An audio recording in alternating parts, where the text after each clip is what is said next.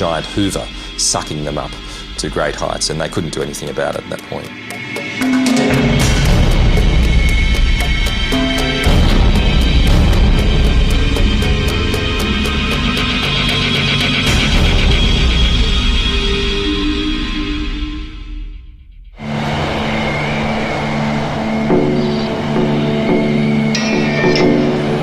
Suddenly I hit very strong lift and it sucked me into the clouds. You can feel all the area of the glider pulling you up, and I felt pressed in my harness and just going up very fast. This phenomenon, known as cloud suck, is extreme lift due to a thermal at the base of towering cumulonimbus clouds. The taller the cloud, the greater the lift. At the center of the dreaded thunderstorm, this extremely strong updraft produces hail, rain, gale force winds, and cloud-to-cloud lightning. My heart was beating because I knew that we are now in a big shit and we have to go down as fast as we can. The pilots are forced to perform an emergency descent maneuver known as spiraling. A full spiral dive, the glider points at the ground, pulling a lot of G-force. Your face starts to feel like it's going back, your arms become very heavy, and all the time your instruments are beeping at you like crazy, the GPS is going and your compass is going around in circles. And that, in effect, is a very hard position to hold as well, but they know if they release it, that they'll get sucked up even quicker. I just couldn't manage, just physically. The power in the spiral is so strong that I almost black out. That spiral dive can lead to descent rates in still air of around 20 metres a second. But the updraft itself would have been doing upwards of 30 or 40 metres per second when she got inside the cloud. So effectively she had no way to escape it whatsoever. She was stuck. I saw Eva on the left side of my field of vision. She made the spiral for 1 or 2 minutes, but then the thermal was so strong that it was like a hand picked her up and took her out. Moments later, Chinese pilot He Zhongpin is also sucked into the storm. Ava's friend Gerald continues to spiral to try to break out of the updraft.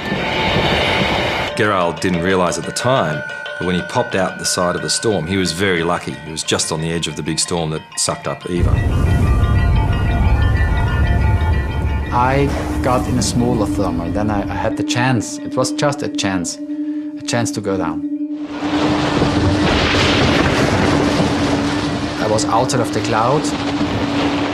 I saw the farm, I saw my landing field, and I was sure that I can make it.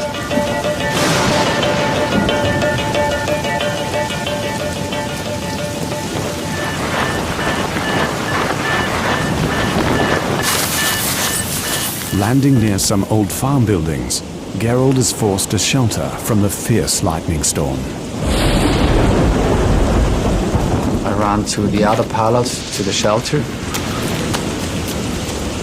The lightnings were so strong and the wind is blowing, and we realized that maybe we can have a problem with the lightnings.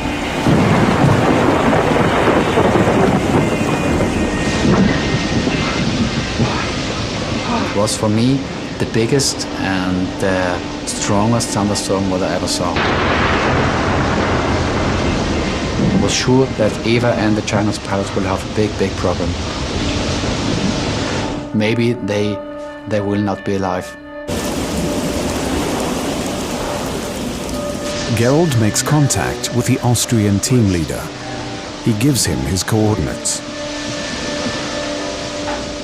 I started to think about that we have to wait after the thunderstorm is finished, and then we have to look around for these two pilots.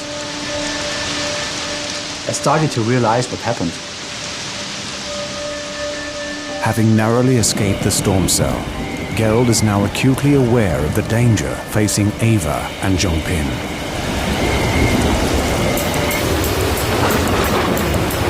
I was very scared to be inside this thunderstorm. It's like you are in the middle of the ocean and suddenly you have 100 sharks around you. You cannot do anything. The only thing she could do was to keep the glider flying. That was critical. You don't know where you are in relation to the wing half the time because it's almost pitch black. So she's just trying to guess what's happening. Feel the pressure in the brakes to understand if the glider's pitching forwards or backwards, with the hope in the background that maybe, just maybe, the storm might spit her out one side before it takes her up into the icy heights. In an extraordinary feat of endurance, Zhong Pin has battled his way to the edge of the storm cell.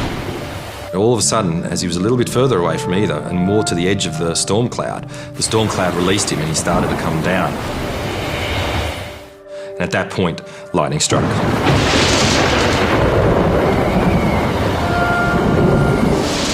I could hear lightning behind me. So I was really praying, if there are some angels or God, please help me. And I didn't stop. I was really hoping and believing that it's gonna be all right.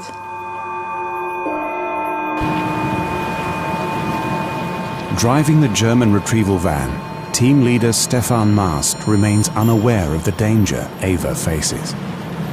At that time, I didn't know where she is. I knew that she was far ahead of my position, and I only knew that I'm under heavy rain and I couldn't see her. Eva makes a desperate attempt to contact her support team.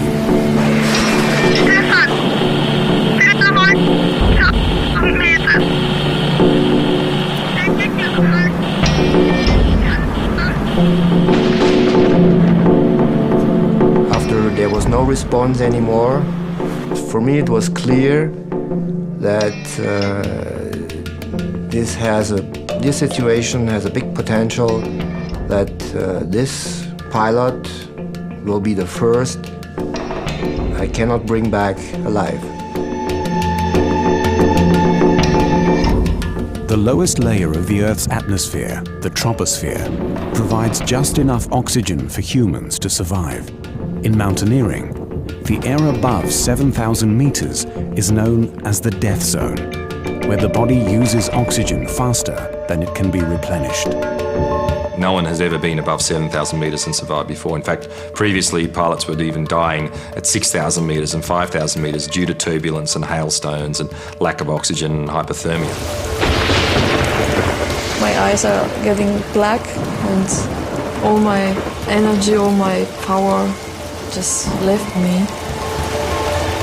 No longer able to withstand the force of the storm, Eva is now being swept up towards the death zone.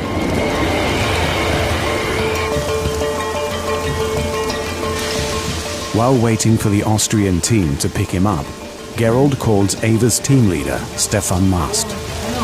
I tell the German team that Eva is in a big problem and they will not listen to me. I was frustrated and I was angry about it. I was angry about it because I had lost friends in thunderstorms. This was so big, and the thunderstorm, the lightning, I was in a position where I had no chance to help Eva because it was raining like hell. Stefan receives a radio call from team member Andreas Malecki, who has landed 10 kilometers away. I was glad to have another radio call from Andreas Malecki, who reported his position where he safely landed, and I could take care of somebody from my team. But during the whole time, my thoughts were, of course, with Eva.